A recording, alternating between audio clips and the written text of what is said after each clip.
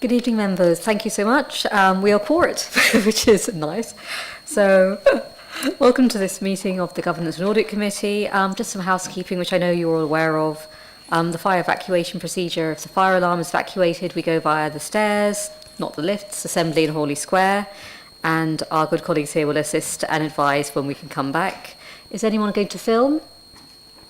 No? Great. And there's no members of the public here as well. Restriction on use of mobile phones, if you don't mind popping yours on silent, please. And obviously we're not going to make or receive phone calls in the chamber during this meeting, and the meeting is being live streamed for the public, and it'll be recorded and kept on the YouTube channel. Does anyone want to speak under Council Procedure Rule 21? No. No? Lovely.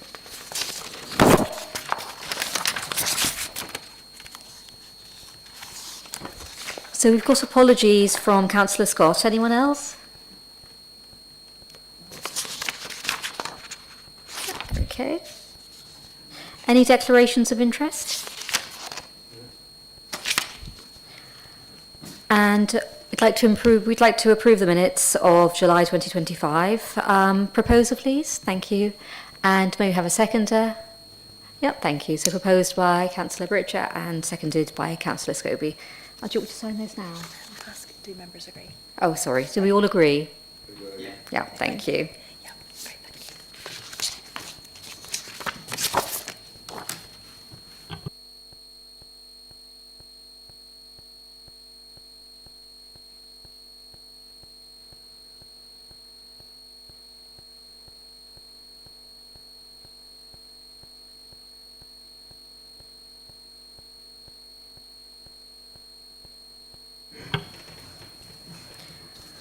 Okay, so the running order has just been slightly adjusted, and we're going to move agenda item 9, and then items will be in numerical order. Can I just check, has everyone got the agenda? Because I understand there was a bit of an outage and it was a bit difficult to get it online, so it was emailed around.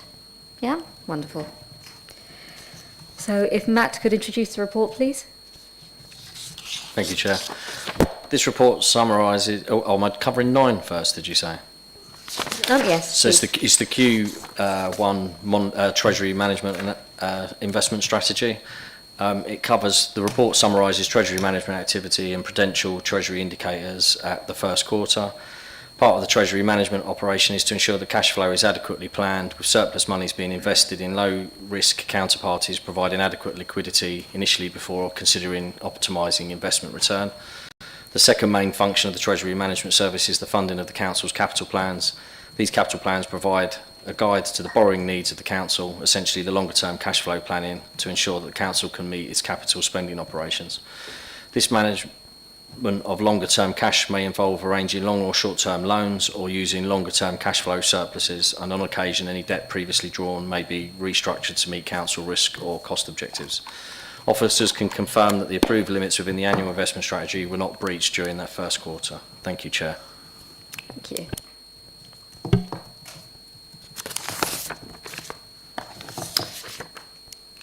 Does anyone have any comment that they'd like to make? Okay. Could we recommend that the report is noted? Does everyone agree? Okay, thank you. And Matt, it's back to you, please, for agenda item 4, if that's okay.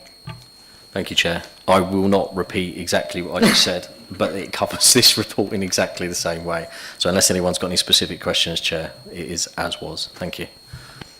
Okay. Does anyone have any specific questions? Great. May I have a proposer? Oh, great. So we'll have Councillor Donaldson proposing and seconder. Thank you, Councillor Britcher. Do councillors agree? Thank you. Is Simon here? So could Simon Webb please introduce the report for agenda item 5, please? Thank you, Chair. Good evening, members. This is the regular quarterly internal audit update report summarising the work undertaken by the East Kent Audit Partnership on your behalf since the last meeting of this committee, together with our performance to the 30th of June. If I could draw your attention to the table on page 37 of the agenda pack that summarises the 8 new audits completed during this period.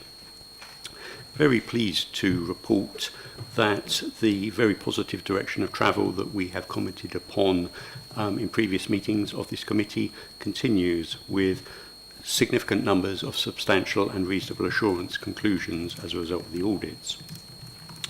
Within this agenda pack, we have 5 new audits which have concluded substantial assurance, those being housing benefit payments and council tax, which are administered on your behalf by Partnership 1. Clearly very pleasing considering the very large sums of money that go through those systems. Recruitment, starters and leavers, also substantial assurance. Obviously staff are your primary asset, so very pleasing to see that you have substantial assurance over the processes of recruitment. Environmental health and safety at work. This isn't employee health and safety, but rather the inspections that are undertaken by your environmental health team of shops, workshops, etc. The scope is somewhat limited, as the HSF undertake a lot of that on behalf of local authorities. Playgrounds, very pleasing to see substantial assurance in that area. I believe, if memory serves me correctly, that's the highest assurance level we've ever reported in that area. Very few recommendations as well. Similarly, Thanet Lottery, reasonable assurance. Again, that is the highest level of assurance that we've previously reported in that area, so that is very encouraging to see. Fraud resilience, we concluded limited assurance in this area. We ran that same audit across a number of your neighbouring authorities. We did conclude limited assurance just about everywhere else as well. So there is recognised scope for improvement in that area. Management have embraced the action plan and are fully engaged with improving the control regime in that area. A very large audit was undertaken of commercial and operational property health and safety. So this covers your operational housing stock, areas such as Manston Road, Dane Park, Ramsgate Harbour, and also your commercial property portfolio that you let out to private tenants. We concluded a variety of assurances in this area, substantial in terms of the commercially let stock, but a range of limited down to no assurance in other areas surrounding the operational stock. I am, however, very pleased to say that we've already seen significant activity to put right many of the recommendations made within this report. Our auditor was recently invited back down to Ramsgate Harbour by the head of service, Mr. Marmo, and was very encouraged indeed by the work that had already taken place. Don't want to count my chickens before they hatch, but by the time we go back to do the formal follow-up, I really hope that we'll be able to raise a lot of those assurance levels to at least reasonable. Talk of follow-up, I've mentioned previously that's a very important part of internal audit work. Approximately 3 to 6 months after each audit, we go back to see if the recommendations that have been agreed with management have been implemented. On page 50 of the agenda pack, you can see that we completed 3 audit follow-ups during this period, and all of those are now at substantial assurance, which is very pleasing to see. In terms of the appendices to this report, probably the most important one is page 53, which is progress against the plan to the 30th of June. As at that time, we'd completed 16% of the agreed number of days. That is behind schedule with the first quarter target of 25%. I can update that by the 30th of September and the end of the second quarter, we had increased that to 42.5%. So we are catching up. We do, however, currently have an auditor vacancy. So we will be falling slightly behind again, but we do hope to recruit very shortly and catch up as quarter 3 progresses into quarter 4. Page 57, very pleased to report no critical or high priority recommendations outstanding after follow-up to escalate, so a clean report in that area. Finally, page 59 and page 60 is our balance scorecard of key performance indicators up to the 30th of June. I've mentioned plan progress performance to both 30th of June and 30th of September, which is probably the one to focus on at this point of the year. So that's it from me, Chair, but obviously very happy to take any questions members may have. Do councillors have any comments or questions?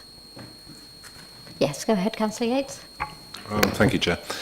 It was a question about, I guess, were you satisfied with the knowledge from the officers involved when you went to the Ramsgate port and harbour?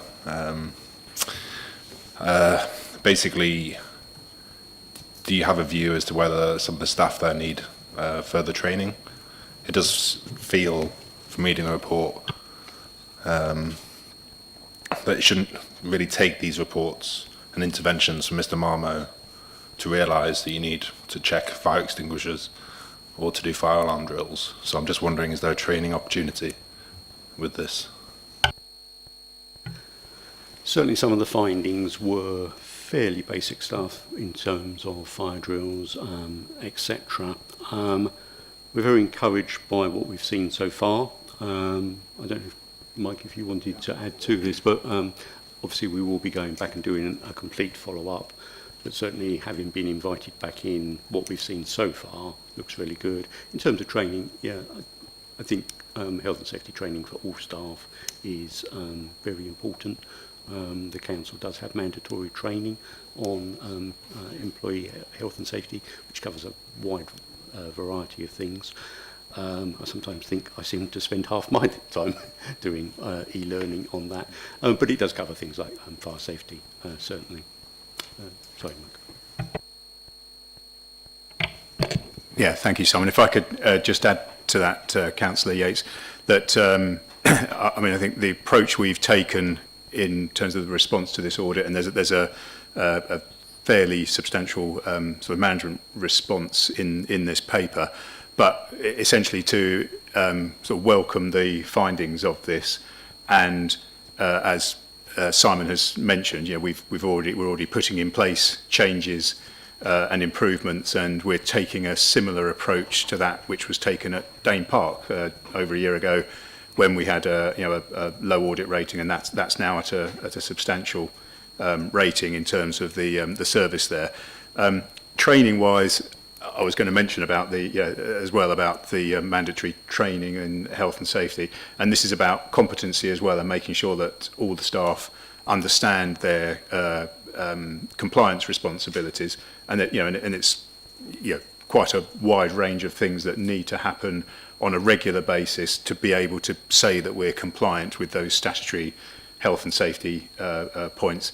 But I'm satisfied, certainly with working with Tony Marmo as the head of service, that we're putting in place the things that we need to do to bring the level of compliance up to where it needs to be, and obviously we'll embrace the follow-up audit when that comes in the new year. Sorry, did you have a follow-up? Yeah, it was just specifically, like, for example, like, is this property the responsibility, like, lower than Tony Marmo? Is this like Andrea and Estates? Is it her role to ensure the compliance, or is it the harbour master? Because I think that's a very important question when looking at this. I think I'm kind of taking the view that Mr. Marmo is too high up to be. I know he is responsible and taking responsibility for this, but I think someone further down actually should have had a good handle on this, because even in the report it states that visitors were at risk from this work not being done, and I presume that's the visitors, like the scouts who are in the Ramsgate port building potentially. So it'd be nice to know, kind of, is it clear whether it is estates who are meant to be doing this work, or whether it's going to be the harbour master? Thanks. Yeah, so it needs to be clear, and I agree. And there's a policy on property compliance. Andrea Plant is the head of service for property, so same as Tony is the head of service for coast and public realm. But that the policy says who is responsible for what element of compliance. At the port and harbour, the day-to-day compliance activities, the day-to-day checks, are the responsibility of staff at the harbour. That is clear, and that's what needs it needs to be happening and needs to be evidenced in terms of compliance activity moving forwards.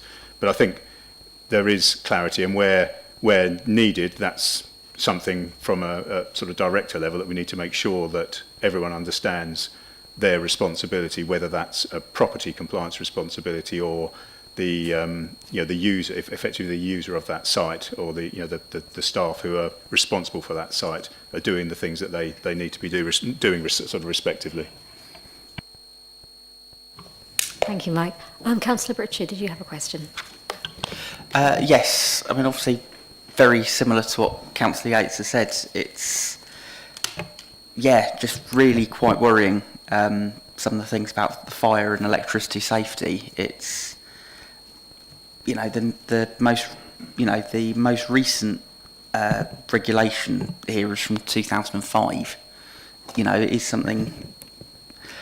I'm just glad that we've spotted this before. We're not saying this, in the wake of some sort of tragedy.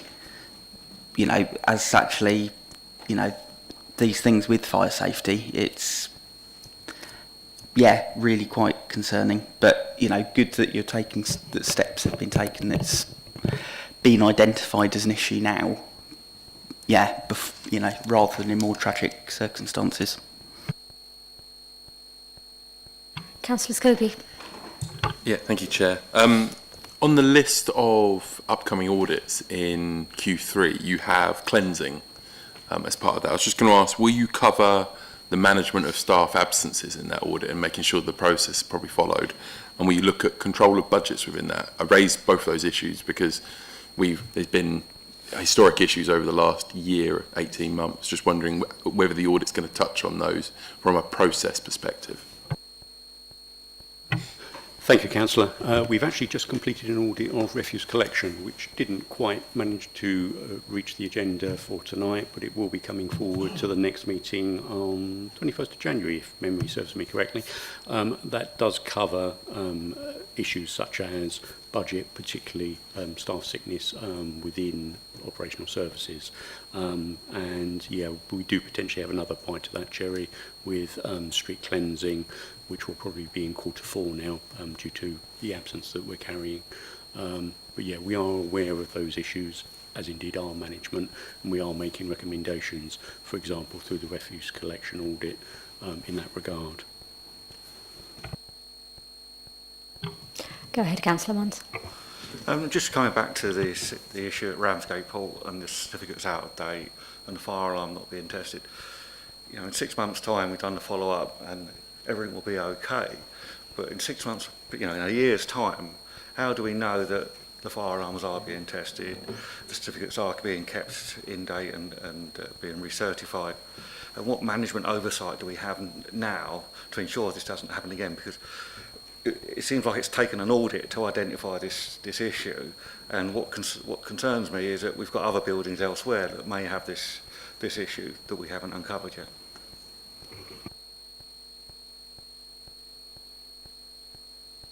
Yeah, thank you, Councillor Munns. I think firstly, one of the roles of audit, the primary role of audit, is to highlight where there are where these things occur.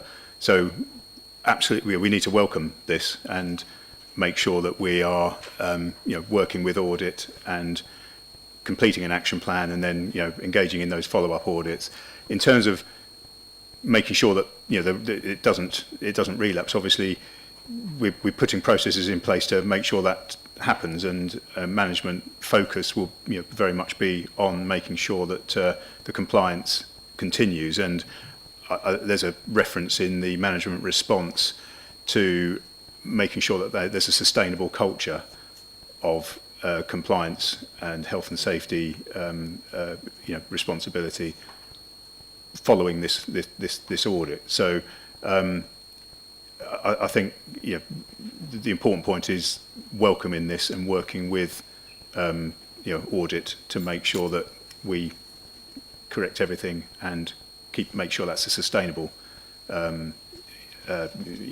position moving forwards. Thank you. Go ahead. Thank you, Chair. I just wanted to add to the comments from Mike Humber. Mike's rightly set out audit's part of the framework we have. Christine will have said various times before around the 3 lines of defence model that's implemented in audit is that 3rd line of defence. They should be the last one that come in to check. We hope that audit never have to find that, because first of all, the first line of defence is the doing. The officers should be doing it regularly. Those fire alarms should be testing. But then the second line of defence, as you said, what assurance have you got the management of there's some oversight there that those checks are being implemented? And we're looking at that continue to make sure we've got the framework right.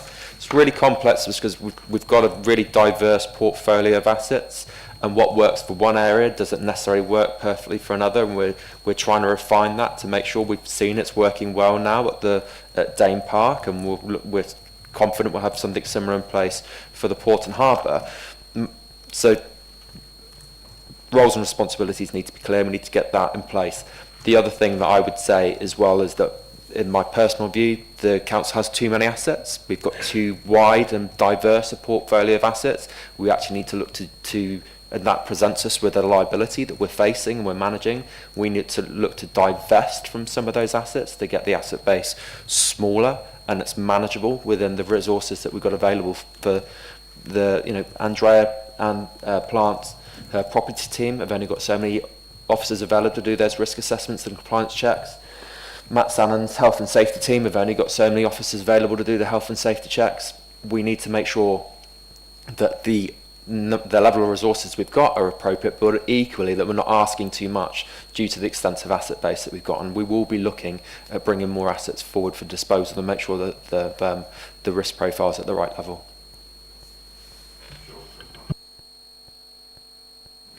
Yes, you can respond. And I understand that. I guess I'm just trying to look at a way, understand what processes you have now in place to catch any non-compliance issues that should arise. Very simply, the fire alarm didn't get checked last month, and that's been flagged, and someone's going back to find out why that hasn't happened. Not 6 months down the line, or someone should have been doing it, but they left and no one else took on the role, for example. That's the kind of framework I'd expect to see, and try and, while I appreciate that there's diversity in buildings and all that, but that's the central management. There should be a process to capture all these kind of issues as and when they arise, so that they're not left. I think Matt is going to respond, and then we'll come to you, Councillor Towning. Just to say that I agree with you. As part of what we're looking at is I've actually commissioned an external provider to review. So from a health and safety perspective, essentially I have a compliance officer who is the second line of defence. So you'd read within the report that in some areas the second line of defence has failed. That's for a lot of the reasons that have been discussed tonight in terms of where the individual responsibilities, clarity of who's responsible, when they're responsible. The independent review is to make sure that the documentation and the filing of documentation is all rationalised, centralised, and it's clear. One person will be the first line of defence, they'll do the first piece of work. My team will then check when they follow up so that we're not duplicating stuff. When they follow up, when your inspection was undertaken 2 weeks ago, you were given 2 weeks to resolve this issue. Have you resolved it? Where's the documentation? I can now stick that on file. Quite helpfully, from a audit perspective, my team actually met with the auditor that undertook this piece of work, specifically to look at what is appropriate audit evidence so that they can keep the trail that you're asking for and to make sure that everything is picked up. So that piece of work was commissioned, it's underway, and that will feed into the wider piece of work. I'm obviously not responsible for the first line or the third line, but I'm trying to make sure that between all of us, we've covered all the angles that you're actually requesting. So. Thank you. Councillor Towning? I mean, we're talking about a specific building here, okay? 6 months down the road, fire alarms haven't been tested, and we have a harbour master. I mean, hospitals, schools, major buildings have regular weekly, monthly checks. Surely it doesn't take us that much time. We have a compliance officer. He has a team of people, which I've actually dealt with him. Why isn't he actually putting in place a program that actually follows through and checks the records regularly. I mean, a sheet of paper that says fire alarm checked on Wednesday at 11 o'clock. And every Wednesday at 11 o'clock, that fire alarm is checked. And that's what happens where I work. That happens in hospitals, it happens in schools. It's not a major sort of upheaval. It's actually getting a routine put in place.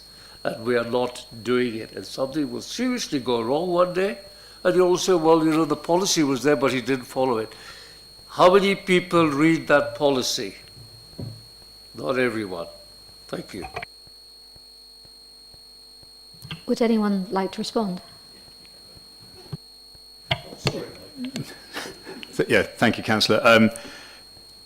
I mean, I agree with you in that we need to make sure that those things are happening, and what we've described, what's in the audit, is, and the action plan in response to the audit is exactly that. It's making sure that all those things that have been highlighted that aren't happening as they should will happen. Now, there are things that are fairly easy to implement that may not have been happening, and things that take longer because they require, for example, electrical inspections and completing the actions from those electrical inspections might take slightly longer, and they're done on a priority basis. But the approach to this that we're taking to this is through an action plan, through prioritisation of those actions, and it's probably worth saying as well that in terms of, and I think Matt might well come in on second line of defence stuff around that as well. But the other point to make on this is in terms of the health and safety management here.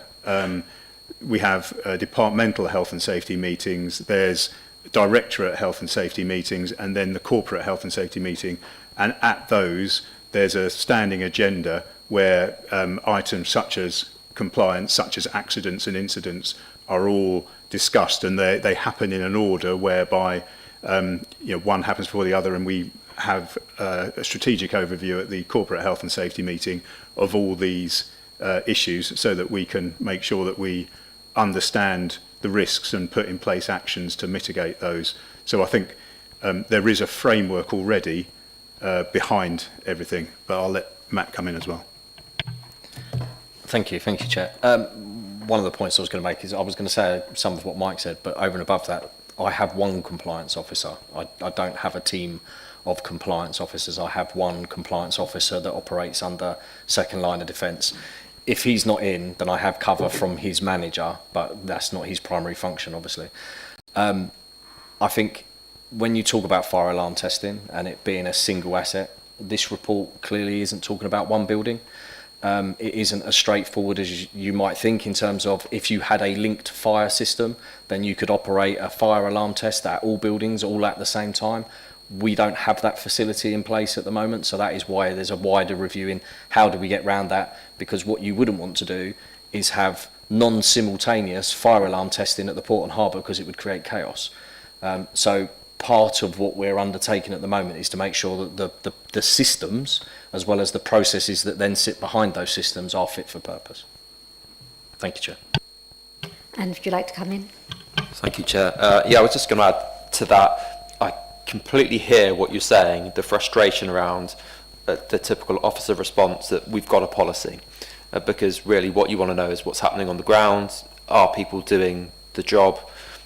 Mike's rightly set out, we've got all these structures in place now from a governance perspective where we're looking at these issues from a health and safety perspective, but it's about roles and responsibilities and people knowing what they need to do. The audit's highlighted some clear things that we're addressing. These messages need to get all the way down the management chain. Staff know what needs to be done. Everyone's very clear about that. I will always be in a position where I will give someone some grace where something's become aware and they didn't understand and they didn't know what they needed to do. Could be because it was a training issue or they haven't been told or informed. Where we've now got a situation where everyone knows what the situation happens, if it doesn't happen in the future, it quite clearly becomes either a competence, capability or conduct issue, which would be dealt with very strictly, and I would expect people to be held accountable for that. And I have a question for Simon, if that's all right. So just regarding re-audits, you said it was quite encouraging that when you went back to re-audit after 3 months that you felt that lessons had been learned and things had been put in place. In terms of the optimum timing for re-audit, are you kind of selecting 3 months particularly? Because I feel that perhaps it could be tailored for things that are more urgent or things that are less urgent. Have you any thoughts on that? Thank you, Chair. It does indeed vary. In terms of re-auditing, if we're talking about follow-up reviews, it's typically 3 to 6 months. Effectively, what we do is we look at the dates that management have agreed to implement the recommendations and go with a best fit date based upon those. Some recommendations are critical and high priority, and we expect them to be delivered as soon as they realistically can, but sometimes they're quite complex and they take longer. Some of the low priority ones may be done very quickly, but they're not what moves the assurance level. Typically that is critical and high priority recommendations. So generally it's about 3 to 6 months. We do it as soon as we possibly can. We don't want to go in too early. We have been encouraged in the past across a number of authority sites to go back and do the follow-up as soon as you possibly can. But if the recommendations aren't implemented, and crucially, if they're not embedded, if colleagues from Grant Thornton were here this evening, I'm sure that they'd agree that embedding is very important. We need to see that it's working over a period of time to move the assurance level. We have to have that confidence. Then in terms of re-audit, in terms of when we go back and do another audit, that of course is dictated by risk. The authority sees the audit plan in March each year when we consider the entire audit universe of all activities that the authority does, which we think we could reasonably audit, and how soon we go back to audit. We like to try and cover everything within a 4-year cycle, but some areas get covered a lot more often than that. Aspects of housing benefit would be done on an annual basis. Aspects of the IT system would be done on an annual basis because they are mission critical. Other areas, allotments, I use it as an example, are less critical. That's not to say they're not important, but we would review them less often. I hope that answers the question. Thank you. It does, thank you. So, has anyone got anything else to say on this? Great. So the recommendation is that this report would be received by the members and that any changes to the agreed 2025 to 2026 internal audit plans resulting from changes in perceived risk, detailed at point 5 of the Annex 1 of the attached report, to be approved. May I have a proposer, please? Thank you, Councillor Richard. And may I have a seconder, please? Thank you, Councillor Scobie. Do all councillors agree? Thank you. So next we're moving on to agenda item 6, and this is the quarterly risk management report. Amy, could you please, thank you. Could you please introduce the report? Thank you, Chair. Good evening all. Tonight I would like to present the corporate risk report and also the Annex 1 report, which details the amber risks. And although these do not sit on the corporate risk report, it is important that members are made aware of these, and as such we present them twice a year to this committee. I'm sure you all know that our authority monitors and manages its corporate risks through the Corporate Risk Register. The contents of this report highlight the high priority corporate risks and show the arrangements that are put into place to ensure these risks are monitored and managed appropriately. As always, this report represents the position around about the middle of September this year, and as such it's a snapshot of where the risk was and also the mitigations at that point in time. So please bear in mind that some of these risks may have moved on. Just before I go on to present the main report, I'd just like to give you an update on the risk management strategy refresh. This is progressing really well. So last month on the 23rd we had a great meeting with the subgroup members of the G&A committee, so thanks to all that came, and there was a lot of discussion around the proposed new matrices and also the risk appetite statement. The 5x5 matrix, which we all know will be implemented, and the scoring mechanisms have now been explored a lot further, and after feedback from the members at the subgroup committee we've agreed the format and the look of the matrix subject to further approvals. Also after discussion it has been proposed that the annexed report would be moved to an annual basis. This would be put under consideration. Future meetings with the subgroup and Councillor Scobie are expected to take place in November, December and early 2026 to discuss progress and agree further action going forwards. And in other good news as well, the new risk app, it will be given a test run actually on the next risk cycle by our digital team. Initially, this will be really instrumental in developing this to a place where it be fit for purpose and streamline the risk cycle. But what did come out of the subgroup committee was that the councillors have asked for a sandbox version of the app to give their views and suggestions. This is going to be investigated by the digital team as agreed. All right. So now I'm going to update on the corporate risk register and the annexed report. So if members could look at page 66, you will observe there's been quite a lot of movement on the report this cycle. So initially, if we look at page 68, and the first is to note that limited resource and homelessness has been merged into a new risk, which is financial instability from unsustainable service demands. Following discussions at the previous Governance Audit Committee, the risk has been refocused and merged with homelessness risk to consider the impact of unsustainable service demands on the Council's financial stability. The combined risk now goes into far more detail and delineates the service areas and their ensuing mitigations. I'm sure Chris will be happy to answer questions on this going forwards. Secondly, you will note that on page 70, economic environment risk has now been, following again discussions at the previous Governance and Audit Committee, has been refocused again to consider the potential wider macroeconomic impact on the delivery of the Council's capital programme. This has also seen a downgrading of the impact to 3, resulting in an overall score reduction to 12. This is due to the Council focusing on better financial discipline and project oversight, and the mitigations in this area are detailed on page 71. This has helped to reduce this score. Again, I'm sure Chris will be happy to answer further questions around this risk. So we move on. There's quite a lot to get through on this one. Next for members to note is on page 71, Environmental Act has been reduced to a score of 6. This is good news, and as such would be removed from the report going forward. They will note that because of the work completed on the delineation of the risks and also changes, the category now has been delineated into 3 separate risks. The mitigation work under each risk has been significant and has reduced the residual risk to an acceptable level. So I think members can see that the 3 different subheaders that we looked at the risk under were simpler recycling and extended producer responsibility, which was then scored at a 6. Air quality went down to a 3 and biodiversity went down to a 2. So that one is now looking like it will be removed from the risk cycle, from the corporate risk report. We move on to the Manston Airport risk, which is on page 75. This again has been reduced down to a 6 and will be removed from the corporate risk report at the next cycle. This is down to the timescales of opening the proposed cargo hub. That's been pushed back to 2028. This would mean that any budget impact would be unlikely till 28-29 at the earliest. So with the local government reorganisation timescales, the risk, if realised, will not impact on the TDC budgets. This will remain on the neighbourhood service risk register nonetheless. And finally on the report, this is a bit of an anomaly. As you can see, the risk scoring on the next one is local government reorganisation is actually an 8.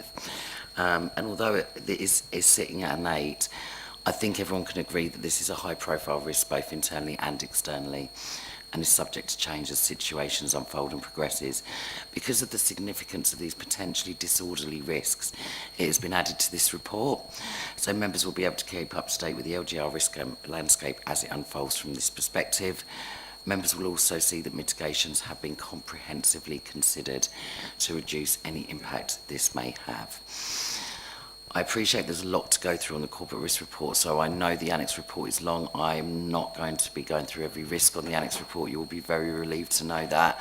There's quite a lot, and I'm sure you can have a look at that yourselves. However, I thought it would be good to highlight just a couple of things that have come up on there. One that has been added and one that has been removed. Flooding has been added to the annex list. It's always one to watch in coastal areas. I think we can all agree on that. It is a risk that most local authorities will face. In Thanet, we do feel this a lot more acutely, being coastal and having ageing, draining and outdated flood defence systems. So I know that Luke and his team work very hard on this, and in mitigation, drainage hotspots will be prioritised for maintenance.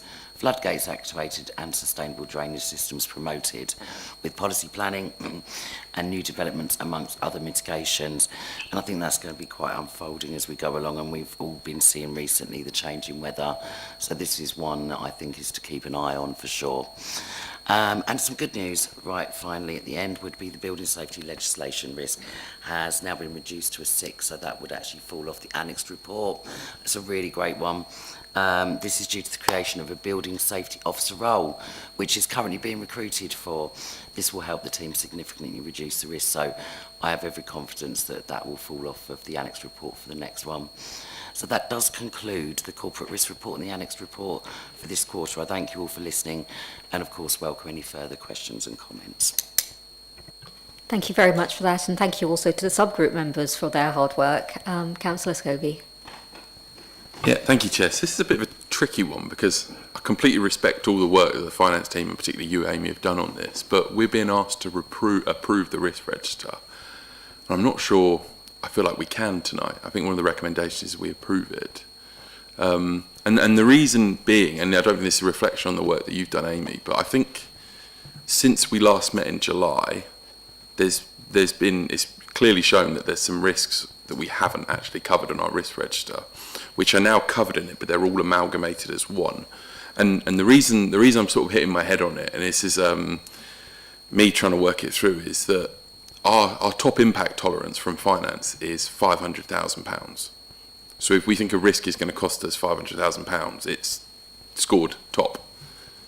We've now got 4 risks, I think, which have directly impacted us in last year's accounts and this year's accounts that are all above that amount, 3 of which weren't on our risk register. So we've got the impact of homelessness, which has been on our risk register, top for ever since I've been on the council. We've got housing benefit, which is costing the council more than 500,000 as a risk. We've got the overspend in cleansing, which is more than 500,000. And then you've got unexpected costs from the port, which I think is in the region of that. Now, if we'd have come to this meeting, because I don't think 3 of those were on the risk register, maybe they were covered under other risks.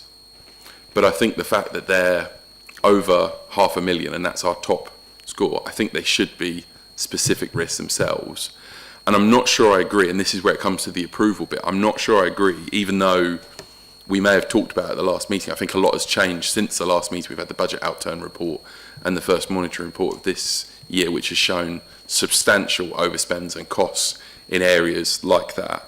I'm not sure amalgamating them together, if 500,000 is our top impact rating, amalgamating them together for a risk that now is potentially close to 5 million is necessarily the right idea.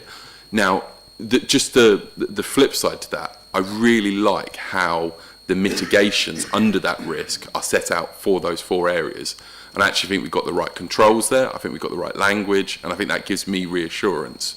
But I'm not sure, even though we did discuss creating a sort of catch-all risk at the last meeting, I'm not sure, now that we have more information, that putting all those risks together and creating a risk that could be in the millions, when our risk tolerance is much lower, is necessarily the right move. So I would suggest, Chair, and I'd be interested in your thoughts, Amy and Chris and others, that we may want to recommend to CMT and Cabinet that actually that risk is separated into those 4 areas. And you may still have that overarching risk, but I think those 4 are of such a magnitude that I do think they need to be separated, because we didn't have them on the risk register before, but they are risks that are impacting us now.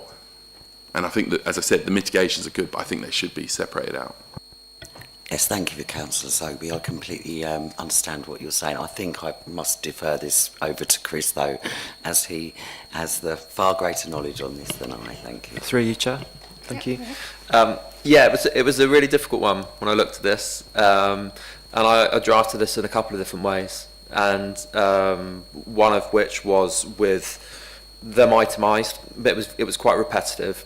And I thought long and hard about the conversations we had of what is the fundamental risk that we're trying to manage that's underpinning this, which was ultimately we're running out of cash. And also I then reflected on how we are actually dealing with that as an organisation, as a management team. And we've got this, it sounds a bit mumbo jumbo, management speak, joined up holistic approach to to tackling this, where we're looking at all the budget monitoring things at one time, where we're not dealing with homelessness over here, we're not just looking at HB over there. We've got a bit of a relentless drive now on looking at these budget pressures. They're in for these big ticket ones on a monthly basis, just budget monitoring. I had a round of them today. I've got more tomorrow and some on Monday as well. And that's with myself. Mike was there as well, Matt, Colin, Bob, and then the relevant head of services brought in to talk about what's going on for those ones that highlighted in there on a monthly basis, and on a quarterly basis we're looking at all service areas as well. So I think Matt's got his next week just to talk about what's going on in the finance area. So because we've got this overall control process for all this financial sustainability risk, because almost one of them could kick it over on its own. Homelessness probably if you were going to pick one, could be it. But again, there's no right or wrong way. It's for me, that's presentational. I think you said the main thing is actually what are we doing about it, and the mitigation in there, I think hopefully is giving you, as you said, a little bit more assurance that as a management team that we're doing the right things. But I'm completely comfortable. This is a report for you as members to see and get a better understanding of the risks that the council faces. And again, understand what you're saying around those triggers, with it being 500,000 being the top risk. I'm perfectly comfortable with us presenting 4 or 5 risks, break that out again, return back to the way it was previously, with homelessness being one. We could have one for cleansing, we could have one for housing benefit, we could have one for overspends at the Port and Harbour or elsewhere, and have them itemised on there and track them through individually. The main thing really is what we're doing about it. For me, that's kind of secondary in terms of the presentation, but I'm not going to die in a ditch on this. I'm really relaxed on whatever works best for the committee. Does anyone else have any thoughts on that? I have some thoughts, but I'll add them after. Anyone else has spoken? No? I mean, I think, no, I agree with you with regard to the kind of holistic approach. If I was to use an analogy from the hospital, I treat the whole person. I don't treat a specific organ system. So, but I also agree that, it may be helpful to separate it out, but the actual goal will be the same. So, equally, I think as long as what we're actually doing, as long as our goal and our objective is actually right, how we actually separate it out in terms of the report is, to me, it actually isn't too significant. So I'd be happy for it to be either way, and I don't know if you want to make a proposal, Councillor Scobie, or if we could perhaps agree to approve the report rather than the specifics of the register, perhaps. Would that be something that would be helpful? Sorry, did you have something, Councillor Donaldson? Yeah, I think that as Chris was saying, where there is this holistic corporate management team, control of the money, control of the cash flow, and the ultimate aim is not to run out of money, kind of thing, which would be a bit of a disaster. In terms of the detail, and the limit of risk is 500,000, and clearly 2.2 million for homelessness, 800,000 housing benefit, etc. I think it would, even so, because there is this holistic corporate management team focus on this, I think it would be safe to go ahead and accept the report, and indeed accept the asset register, the risk register. Go ahead. Yeah, I don't think we're all violently disagreeing. My view I wouldn't accept it, because I think it pulls risk, and the reason I think that is it just becomes a homogenous £4 or £5 million risk. And actually, I have very strong views about where some of those risks are. I don't think there's anyone in this room that could have done more than the council's done around homelessness. I think that everyone can see the housing team have worked really, really hard. We have had regular updates. We have seen this, even though there were costs way ahead of this. Councillor Whitehead has given regular updates. The housing team have given regular updates. We've been heavily involved in that process. Housing benefit, I don't really understand as a risk. I understand it's outside our control, but I don't feel like I've been given any sort of idea of that sort of risk. The cleansing overspend has come at a bit of a bolt out of the blue, if I'm honest. 2 years running. And again, I know there's issues behind that, and I know that there's specific plans being put in place, but it's a completely different risk to the other two, and I think it needs to be looked at like that. And again, the port, I think almost there's a risk separate to the overspend at the moment, which is we're one of the only local authorities and probably the only district council in the entire country that runs a port. And the port, you know, is a massive infrastructure, is going to have huge impacts on our balance sheet, and should probably be a risk anyway, because something could go wrong. And I'm sure it's on the risk register, but maybe it needs to be higher because of the potential impact, as we've seen 2 years running, has been in the region of £500,000. So it should be on there because that's the impact we're talking about. So I think they should be separated, not just because it's my risk management brain going, oh, you know, these risks should be. I think it's because they are completely different risks. And if we pull them together in the way that we have here and just say, oh, it's about overspends, you're missing the fact that some of them have been foreseeable and planned and understood. Some of them are one-off cases. Some of them are permanent risks that we're going to have to manage. And I just don't think it's helpful to put them all together. But I'm happy to follow Councillor Donaldson's recommendation that we approve it, but maybe ask officers to, for the next meeting, maybe have a think about a way to present that risk better. Any thoughts, Chris? Yeah, thinking on the fly here a little bit, and Amy may shake her head when she hears this. So just looking through the category of risks that we've got in here, and under the headings often there's a type, and it'll say whether it's a financial, service delivery or strategic. And thinking about actually maybe if we're looking at this, all of those risks are coming under the heading, the type that they're a financial risk ultimately. So maybe if we group it that way, and we almost have a heading there that says these are our financial risks as a top layer type, and then we'll have sub risks underneath that, or separate risks, however you want to hierarchy it, so that we're tracking at a level. These are all the sort of financial risks, and we can give an idea of the scale and the quantum, that £2 million figure. But then we've still got the granularity underneath it, and we can track and address those risks separately in future risks, in future reports on this risk. Would anyone like to make a proposal? Oh, sorry, go ahead, Councillor Tanning. I tend to agree with Councillor Scobie. I think to identify each unit for its value of risk is essential for us to actually manage. There are different ways of managing different risks. The port is a real risk situation that needs to be managed in a very separate way compared to homelessness. Okay? So if they are singularly identified and singularly actually sought to actually manage, then I think, you know, that would be a much more open way of us seeing it going forward. And I think that's not a bad idea at all. Thank you. Sure, go ahead. Sorry, just in response, I just want to stress, and I don't think you were suggesting otherwise, but just to clarify, as officers, we've not aggregated this. When Amy's looking at this, she's still going out and talking to individual, that she's still talking to the homelessness team about how they're managing that risk separately. This is just about how we've aggregated it and presented it in the report to try and tell the story a little bit about what's going on at the authority. But if it's not landing right, and if it's not working for you, you know, we've tried something a little bit different here, and I'm completely, as I said earlier, relaxed in going back to products with a bit more traditional view as we've used before, as you're suggesting. So perhaps a bit of work for us to do.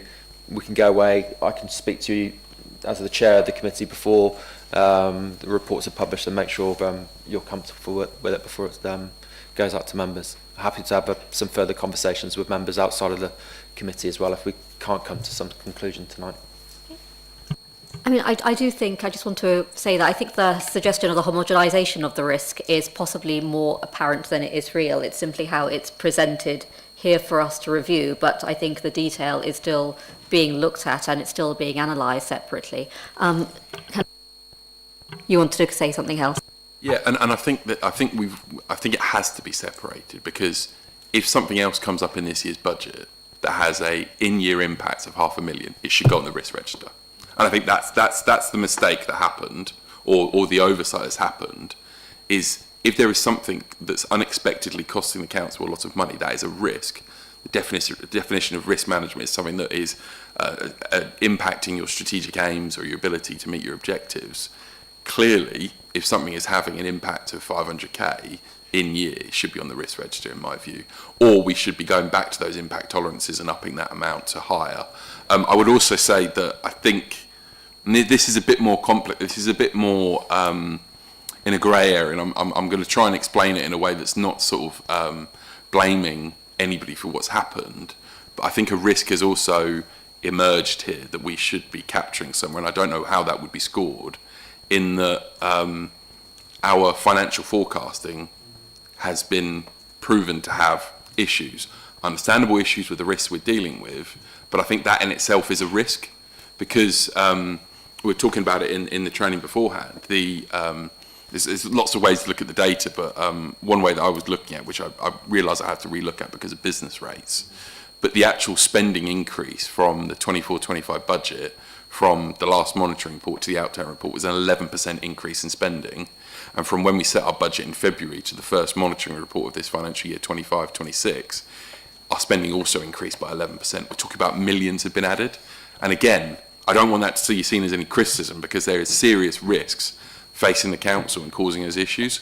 But there is almost a risk around, if we're not confident in the numbers that we're forecasting, how can we as councillors give assurance that our processes are correct? So I don't want that to, because that could come across as me saying, you know, finance has failed, or, you know, we haven't accurately done something. I don't think it's necessarily one element of it, but there is a risk there that if we're not confident in our figures and then we're setting budgets like we did in February based on figures that weren't correct, that has ended up, I say costing us millions, but it probably hasn't, because we'd had to spend that money anyway, but it's given us a wrong impression of where we are. It's given us greater comfort into where our risk profile was, because it's actually much worse, because we assumed when we set that budget that we had a certain amount of money so we could deal with a certain amount of risks.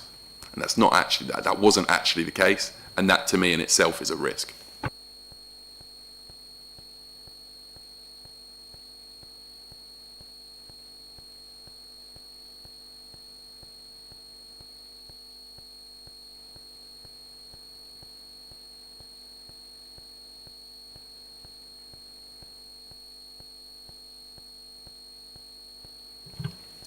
And if I could just summarise, Councillor Scobie, your concern with the current status of the report is that it could potentially preclude transparency. Is that the concern? No, Chair. No, I think, yeah, no, and I think this is where I think the risk controls and the risk description is accurately captured. So I think the information is there. I don't think it's necessarily a positive way of presenting it, because by putting it all into one. So in that sense, I think we can approve it and ask officers to separate it. But I do think that additional risk around financial forecasting does need to be considered as well. We don't have to agree that tonight. We can ask officers to come back to the next meeting. Okay, so we have a choice. We could agree to note this report, and then we could ask officers to have a look at how it's being presented to the next meeting and take it from there. Or we could approve the report and still ask officers to address and change it. Shall we? I suggest perhaps we note the report for now, and then we can ask officers to have a look at how it's being presented for the next meeting. Does anyone have a thought on that? If I propose that, do we have a seconder? Yeah? Thank you, Councillor Johnson. So let's note the report. So we're going to note the Corporate Risk Management Quarterly Report. We're noting the progress update, and we will, as an action, ask our officers to look at how the risks are being presented and broken down for the next meeting, if that's okay. Do we all agree? Thank you. So next we're on to agenda item 7, which is the annual governance report. Ingrid, could you please present the report? Thank you, Chair. So the committee is being asked to note and approve the content of the annual governance statement, and to note the Annex 2 of the report, which is the updated action plan. The report is a positive report generally and demonstrates that the Council's governance arrangements are effective and that they continue to improve. It's really positive that work identified on the 2023-2024 action plan has been largely achieved, although members will see that some work has been carried forward onto this year's plan. The improvements noted by internal audit are generally very significant and indicative of a strong commitment to principles of good governance and continuous improvement. And there's evidence of early officer engagement with governance processes, and this has been supported by training in these areas in terms of decision making, and also by positive and working relationships between officers across departments of the council. Work is ongoing to ensure that robust processes are in place to support the prevention and early detection of fraud and corruption, and councillors will be aware that there has been a change in legislation and a further positive duty on the council to take measures to prevent fraud. Current processes thus far have been effective across the council, but there remains scope for further review and improvement, and particularly in light of this new legislation, as well as those areas identified in a recent internal audit report. Changes this year have been agreed to the Councillors' Code of Conduct, and these support further adherence really to the highest standards in public life. The work of the Standards Committee, in particular the Standards Assessment Subcommittee, has been really effective in investigating any alleged breaches of the Councillors' Code of Conduct and holding councillors to account in the event of any breach. There's a strong commitment to supporting councillors' understanding of their role and obligations, and this is evidenced by the comprehensive offer of training, some of which we hope to be in a position to offer online in the coming year. The Council's position in terms of adherence to its duties under equalities legislation is improved significantly, and the setting of clear equalities objectives is a really positive step which provides the Council with a transparent measure of its work in this regard. The work on establishing proper governance arrangements in relation to the Council's statutory harbour functions is also really positive from a compliance perspective and also from a health and safety perspective. And in fact, we've just had the first meeting of the duty holder.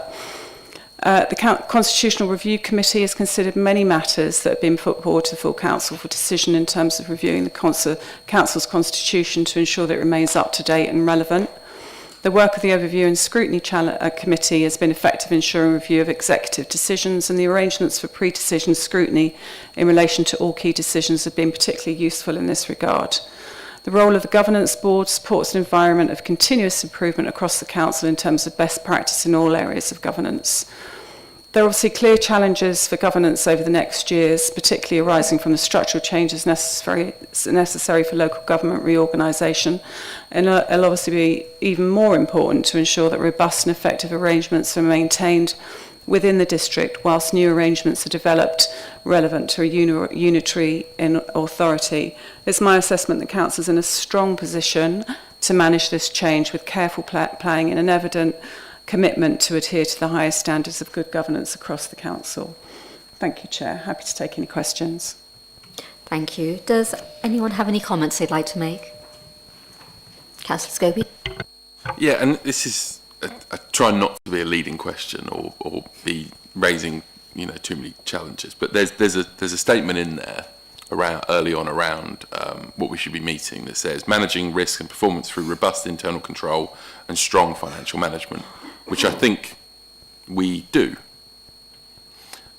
But I was surprised not to see any commentary in your sort of conclusion where you stated that, you felt that that was one of the areas that we covered. That there wasn't any commentary, say, almost referencing the fact that we've had some difficult, financial issues and that risks have materialised. So I just wondered the thought process of not including that. Is that something that would normally be included as commentary on that? Did you think about adding those in, or is this more of a governance-related statement, so you wouldn't expect to include that sort of commentary? It is more of a governance-related statement, but that is something that we can think about for the future. In fact, for the following year, there is some very clear guidance which sets out a whole totally different framework of actually for the way in which the governance statement is completed. So, it will look very different in future years. But yeah, no, I generally speaking, this is much more about governance than financial controls, and so that's what I focused on. But I take that point. Thank you. Thank you. Does anyone else have any comments they'd like to make? Right, so the recommendation is that we'll note the content of the annual governance statement attached to the report at Annex 1. We'll approve the annual governance statement attached to this report and note the action plan annexed to the, which is annexed to this report at Annex 1. May I have a proposer? Thank you, Councillor Towning. May I have a seconder? Thank you, Councillor Richer. Do all councillors agree? Thank you so much. So next we're going to go on to agenda item 8, and Ingrid, it's you again. Thanks, Chair.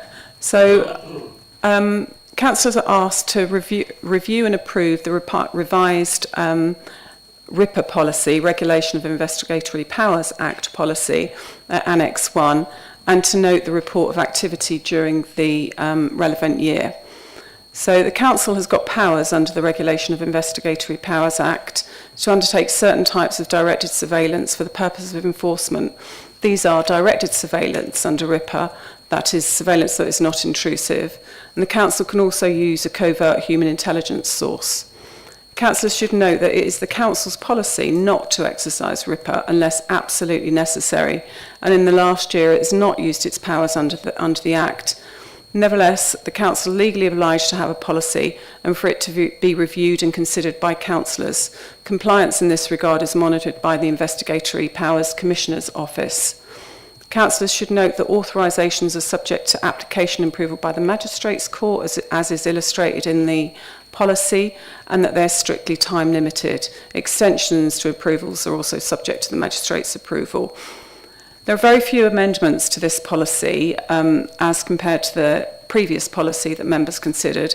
However, this policy does review the last policy in light of current Home Office guidance, and there have been some changes in terms of the drafting, and in fact it's considerably shorter than the last policy and hopefully a little more digestible. Otherwise, the changes are to the number of authorisers. Previously it was the whole of the corporate management team, but there were issues in terms of arranging training for so many, because there's an obligation on authorisers to be trained in RIPA every 3 years. So for that reason, they've been reduced down to a core relevant number. But essentially, most of the changes are to do with redrafting and simplifying the processes. Thank you, Chair, and if members have got any questions, I'm happy to answer those. Thank you. Does anyone have any comments on the RIPA policy? No? Just a quick question. Have we ever got any training on the RIPA policy? I'm not aware that training's ever been arranged to members, and obviously they're not involved in the authorisation process. I was discussing the fact that obviously with our additional duties and our obligations to prevent fraud, it may well be that we consider using RIPA more in the future, and so it might be something that would be appropriate, certainly for some training to this committee, for example. But currently, Council doesn't use it and hasn't used it for years. Thank you. So the recommendation is that we review and approve the revised RIPA policy at Annex 1 and to note the report of activity during the year. And can I have a proposer?